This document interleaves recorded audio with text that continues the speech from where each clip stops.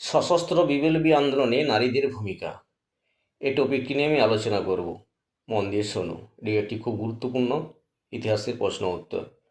ভূমিকা: ভারতের স্বাধীনতা সংগ্রামের ইতিহাসে সশস্ত্র বিপ্লবী আন্দোলনে নারীদের অংশগ্রহণ ছিল এক যুগান্তকারী ঘটনা।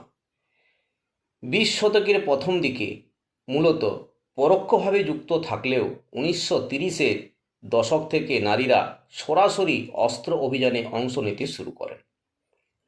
তারা কেবল আশ্রয়দাত্রী বা বার্তাবাহক হিসেবে নয়, বরং আগ্নেয়াস্ত্র হাতে সম্মুখ সমরে ব্রিটিশ শক্তির ভিত নাড়িয়ে দিয়েছিলেন। দ্বিতীয় পয়েন্ট: পরোক্ষ অংশগ্রহণ ও নারী সংগঠন। বিপ্লবী আন্দোলনের শুরুর দিকে নারীরা মূলত নেপথ্য থেকে বিপ্লবীদের সাহায্য করতেন। আশ্রয় ও তথ্য আদান প্রদান, বিপ্লবীদের লুকিয়ে রাখা অস্ত্র পৌঁছে দেওয়া এবং পুলিশের নজর এড়িয়ে খবর আদান প্রদান করা কাজে তারা দক্ষ ছিলেন। সংগঠন গড়ে তোলা: সরলা দেবী চৌধুরানী লক্ষ্মীর ভাণ্ডার ও শরীরচর্চার জন্য ব্যায়ামাগার স্থাপন করেন। লীনা নাগ রায় ঢাকায় দীপালি সংঘ প্রতিষ্ঠাতা করেন, যা ছিল নারী বিপ্লবীদের তৈরির প্রধান কেন্দ্র। মাস্টারদা সূর্য সেন ও চট্টগ্রাম অস্ত্রাগার লুণ্ঠন।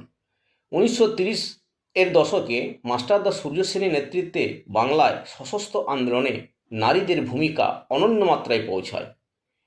তাঁর দলে প্রথম নারীরা প্রত্যক্ষ সংগ্রামে অংশ নেন। প্রীতিলতা ওয়েদার ভারতের সশস্ত্র আন্দোলনের প্রথম নারী শহীদ। 1932 সালে পাহাড়তলি ইউরোপিয়ান ক্লাব আক্রমণে তিনি নেতৃত্ব দেন। সফল অভিযানের পর পুলিশের হাতে ধরা পড়ার চেয়ে আত্মবলিদানকে শ্রেষ্ঠ মনে করে তিনি পটাশিয়াম সায়ানাইড খেয়ে আত্মহত্যা করেন। কল্পনা দত্ত তিনি ডিনামাইট দিয়ে জেলখানা উড়িয়ে দেওয়ার পরিকল্পনা করেন। চট্টগ্রাম অস্ত্রাগার লুণ্ঠন মামলায় জড়িত থাকার অপরাধে তার যাবজ্জীবন কারাদণ্ড হয়েছিল। বাংলার দুঃসাহসী অগ্নিকন্যারা: প্রীতিলতা, কল্পনা ছাড়াও বাংলার আরও বেশ কয়েকজন নারী ব্রিটিশ প্রশাসনকে আতঙ্কিত করে তুলেছিলেন। বীণা দাস 1932 সালে কলকাতা বিশ্ববিদ্যালয়ের সমাবর্তন উৎসবে বাংলার গভর্নর স্ট্যানলি জ্যাকসনকে অত্যন্ত কাছ থেকে গুলি করে হত্যার চেষ্টা করেন।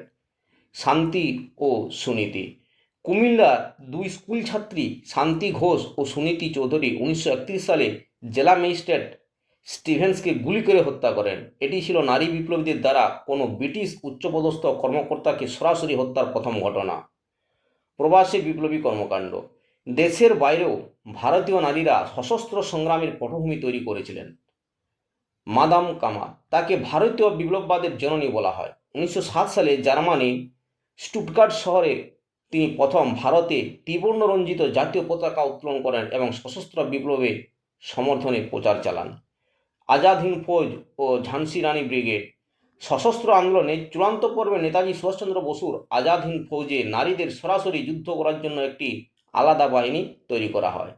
লক্ষ্মী স্বামীনাথন সহগল, তার নেতৃত্বে সংগঠিত ঝাঁসি রানী ব্রিগেড এই বাহিনীর নারীরা আধুনিক রণকৌশল শিখে সরাসরি ব্রিটিশদের বিরুদ্ধে সম্মুখ যুদ্ধে অংশ নেন। আন্দোলনের গুরুত্ব সীমাবদ্ধতা: নারীদের এই অংশগ্রহণ ভারতীয় সমাজে যুগান্তকারী পরিবর্তন আনে। এটি নারীদের ঘর থেকে বের করে রাজনৈতিক চেতনার মূল স্রোতে নিয়ে আসে। পর্দা প্রথা ও রক্ষণশীলতাকে ভেঙে নারীরা অদম্য সাহসের পরিচয় দেন। তবে যোগাযোগের ব্যবস্থার অভাব এবং নারীদের জন্য উপযুক্ত প্রশিক্ষণের কেন্দ্রের সীমাবদ্ধতা আন্দোলনের গতিকে কিছুটা ব্যাহত করেছিল। এবার আসছি উপসংহারে। পরিশেষে বলা যায়, ভারতের সশস্ত্র বিপ্লবী আন্দোলনে নারীদের অবদান ছিল আত্মত্যাগ ও বীরত্বের এক অনন্য মহাকাব্য। প্রীতিলতা থেকে বীণা দাস তাদের অসীম সাহস ব্রিটিশ শাসনের ভিত কাঁপিয়ে দিয়েছিলেন এবং পরবর্তী প্রজন্মের কাছে তারা দেশপ্রেমী চিরস্থায়ী আদর্শ হয়ে আছেন।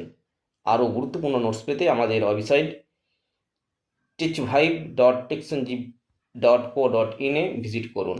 নমস্কার, সঙ্গে থাকার জন্য ধন্যবাদ। যদি ভালো লাগে চ্যানেলটি অবশ্যই সাবস্ক্রাইব করবেন।